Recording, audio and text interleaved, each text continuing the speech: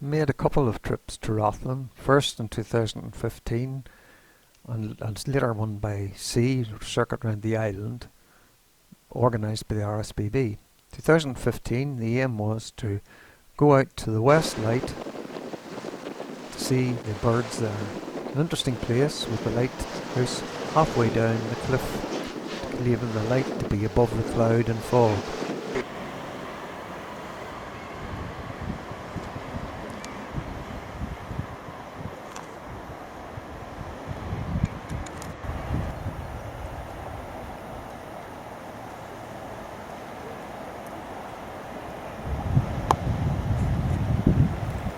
From the viewing platform one gets a spectacular view of the cliffs on the western end of Rathlin and the sea stacks.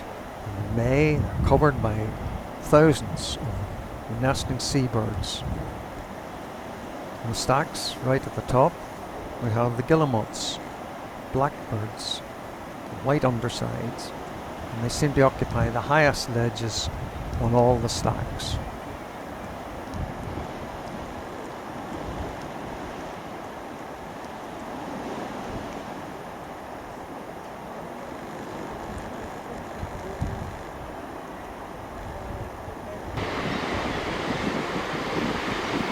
Close to the edge of the viewing platform, I noticed this fulmar sitting in a nest, looking after herself. They're an interesting bird. They really only come to shore to nest, and they're really a petrel. You can see the two nostrils on the beak, which are used primarily to enable it to live out at sea and handle the salt in the seawater. They can also use it to spray the contents of their stomach if you come too close.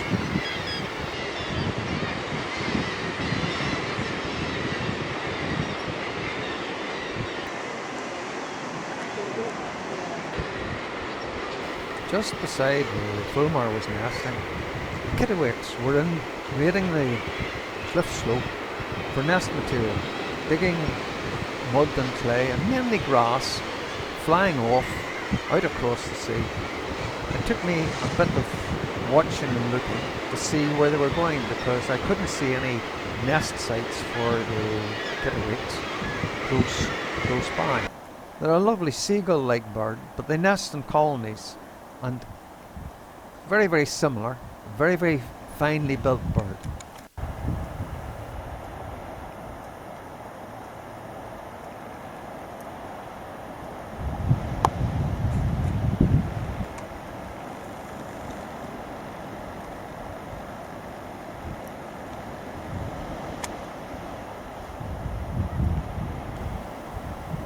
I had to search about for quite a while before I could spot where they were actually taking the nesting material to.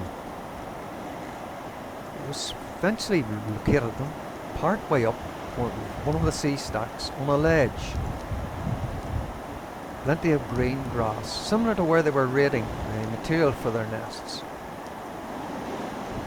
And then, on top, as always, the guillemots, right at the top of the pile.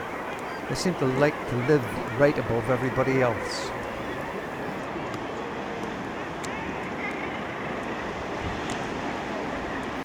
Cycling back from the West Light in the general direction of Church Bay, you pass the big loch, the Kebble Loch. Noise has attracted me on it, and when I started looking down, there were several grey-lag geese on the field and then out on the water. I watched them for a wee bit, and then, coming out of the reeds, a coot. Took a loop out, and then returned back to the shore.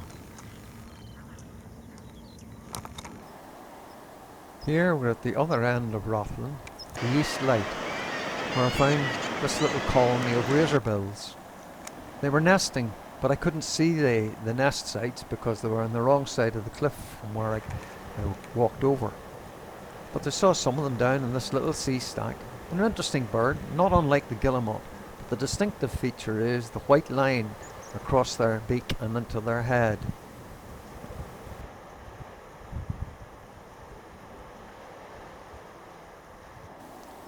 The east light marks Altnacarry Head, the northeast corner of Rathlin, where the Atlantic turns the corner to flow into the Irish Sea. This creates great tidal rips and overfalls, whirlpools, seen here in the summer in May of 2015. However, it's not always as benign and gentle as that, as we discovered in 2018 when we went round on the boat trip. And we come through that standing wave below Altnacarry, and there in the tidal rips running right out northeast. It's a lively ride. Moving on from the East Head, we came down to Craigmacgain Loch. There's a big flock of grey-lag geese in this. These are the ancestors of our farmyard goose. They're quite a shy bird, but also quite noisy. Coming round to Church Bay, the main, really the only settlement in Rathlin, and it's got some new houses built in recent years. The population has been growing, and the beach there is a source of great interest for wildlife and birds.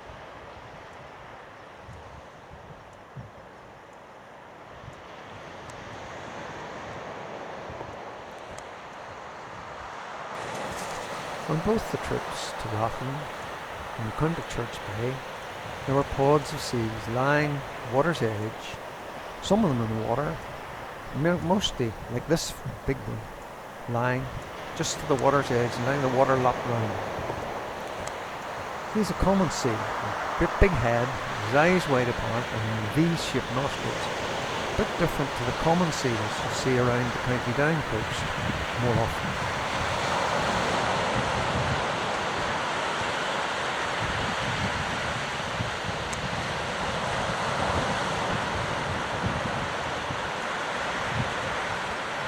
And then there's the shorebirds.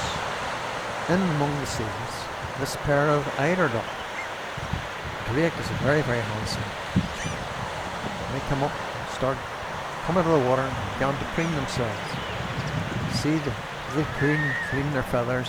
Every now and then they tuck round to their tail, pick up some oil from the oil gland at their back and use it to dress their feathers to keep them waterproof and dry.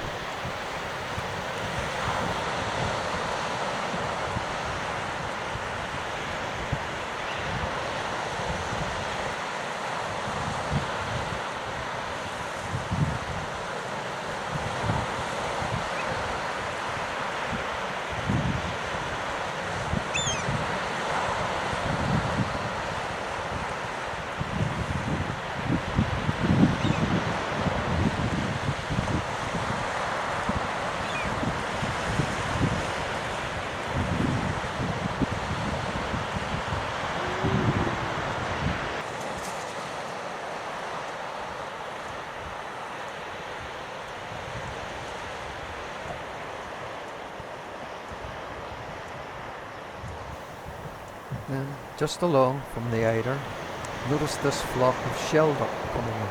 A very handsome bird, white body and then this chestnut stripe across the shoulders as it were. But they come in to feed, and generally look after themselves as soon as the eider.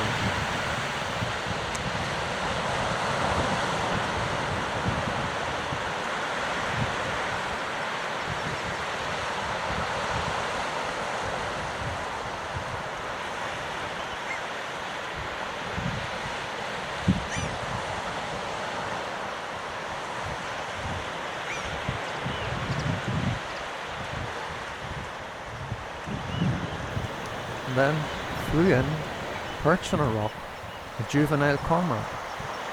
Juvenile, presumably the previous year's breeding, because he's got dull grey front and hasn't developed the green glossy sheen that he had as an adult. There he stood, shaking his wings, looking at himself. Just look at that big hook beak for catching fish when they swim underwater.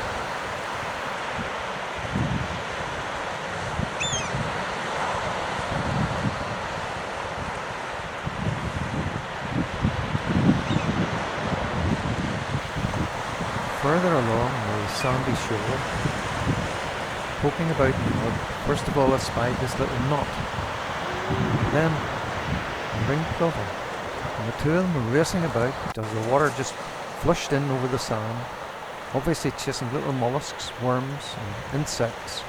The knot with a longer beak poking down into the sand. The plover grabbing onto the surface, presumably little insects.